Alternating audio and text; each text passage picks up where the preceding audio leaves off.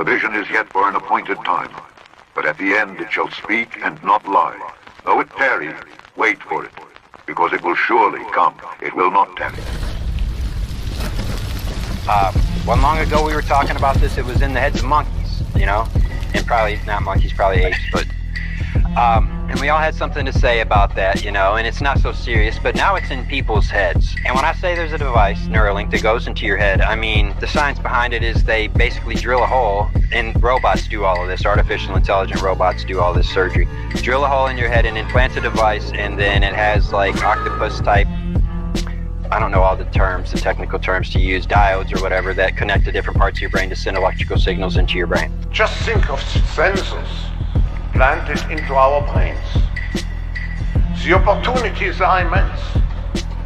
And we have to prepare ourselves already now. What if we can place the device in our brain with a socket so that we can change the devices back and forth with different types and at different events? But yeah, for us, comfort of the device is important because we would like to have the devices in a mechanically adaptive format so that they can have an intimate integration with your skin and organs. At some point, I believe it's going to eliminate, you know, all of these ailments that are plaguing society and have been plaguing humankind for, well, since the beginning. Paralysis, ALS, strokes, blindness. What Neuralink promises to do is to bridge from one part of the brain to the other part of the brain electronically. So that it's incredible. It's absolutely incredible. And has the potential to be a miracle if it were to work. You all will have implants. This is the mark of the beast.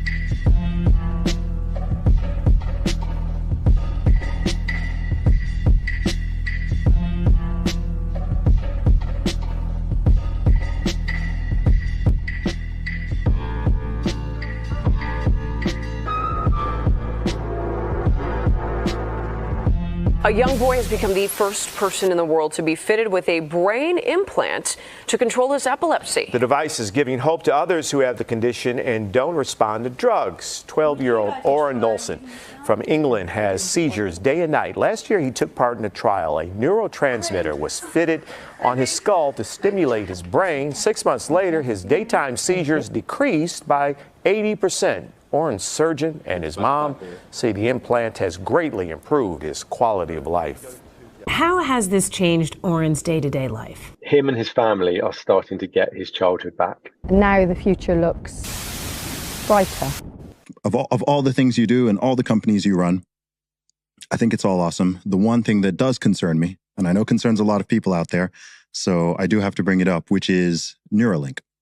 Sure. So, firstly, can you explain what Neuralink is and what the goal of it is? We put a chip in your brain to control your mind. Yeah. Okay. All right. Concerns not alleviated. Yeah, there you go. Jump right in. Step right up. Who wants one? No, so Neuralink, you'll be able to see Neuralink coming from a very long distance because any device that you implant in a human you have to go through so many tests. It moves very slowly. You just do a few people at a time, and then you go to extreme lengths to prove safety. You have to go through the FDA approvals. Like, we're not trying to sidestep any regulatory approvals. We're doing everything by the book and with maximum. We're going far beyond what the requirements are of the FDA from a safety standpoint. Mm-hmm. And the initial devices will really just be pretty basic. It'll be about restoring functionality to people who've lost their connection between their brain and their body. So you can imagine, like, if, say, Stephen Hawking could talk or communicate as fast as somebody with a fully functioning body, mm-hmm. that would be amazing.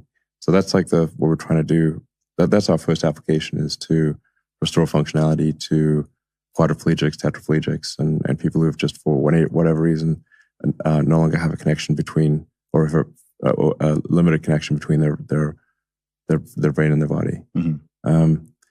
And then the second application would be restoration of eyesight. So if somebody's gone completely blind, maybe even has lost the optic nerve, you can actually still directly stimulate the neurons in the visual part of the cortex. So you can give direct vision to the brain. Mm-hmm.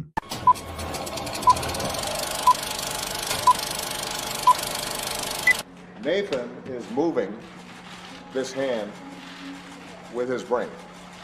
And so when he was giving me a fist bump or shaking my hand, these are his own signals that he's sending out that are manipulating with, pretty amazing precision what this robotic arm does. But in addition, what's also very cool is that when I'm moving the hand, it is also sending signals to Nathan so that he is feeling me touching and pulling on this robotic arm.